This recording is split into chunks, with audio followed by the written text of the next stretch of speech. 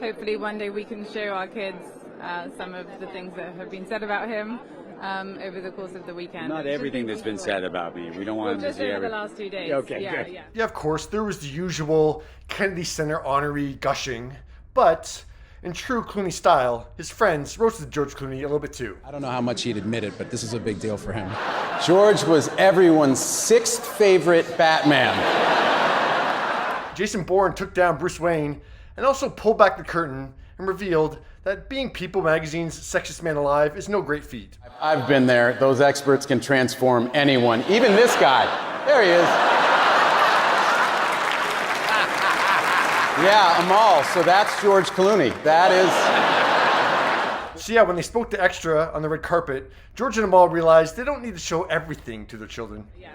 I mean, we'll edit as necessary. I mean, even the president took George down a couple notches at the White House reception. We see Amal Clooney's husband. It was reminiscent of the joke that Tina Fey made as host of the Golden Globes in 2015. Amal is a human rights lawyer who worked on the Enron case, was an advisor to Kofi Annan regarding Syria, and was selected for a 3-person UN commission investigating rules of war violations in the Gaza Strip. So tonight, her husband is getting a Lifetime Achievement Award. But Don Cheadle was ready to acknowledge George's own accomplishments at the event. It's easy to forget, but I just think of him as George, but he's done quite a bit. Julia Roberts wore George's achievements quite proudly. His 5-time co-star wore a dress with his face all over it. This old thing, what? Julia emceed the Clooney tribute, I'm here for Gladys Knight, can't you tell?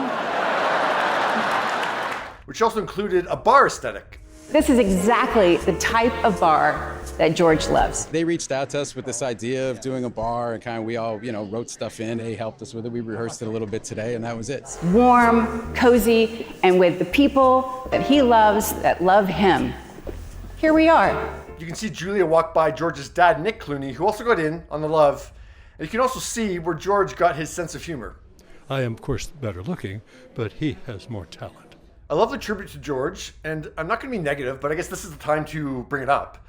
I always found it fascinating that George seems to be the most talked about Hollywood star who is the least successful. Hollywood treats him like he's this legend, but when it comes to being a marquee name to get butts in movie seats, his resume is not that impressive. I mean, sure, he had The Perfect Storm, Up in the Air, and Tomorrowland did okay, and Out of Sight and Three Kings were fantastic films that did okay money-wise, but the rest of his hits were obviously supported by big-name stars. Surely Sandra Bullock gets the credit for Gravity. The Ocean's 11 movies had someone for everyone. Julia was also part of the Ticket to Paradise. Catherine Zeta-Jones got in on the Intolerable Cruelty. And then George has a ton of films that underwhelmed, like Batman and Robin, Solaris, Michael Clayton, Leatherheads, The Ides of March, and One Fine Day. I've just always found it fascinating that the talk in Hollywood about George Clooney far outweighed what he brought in for Hollywood.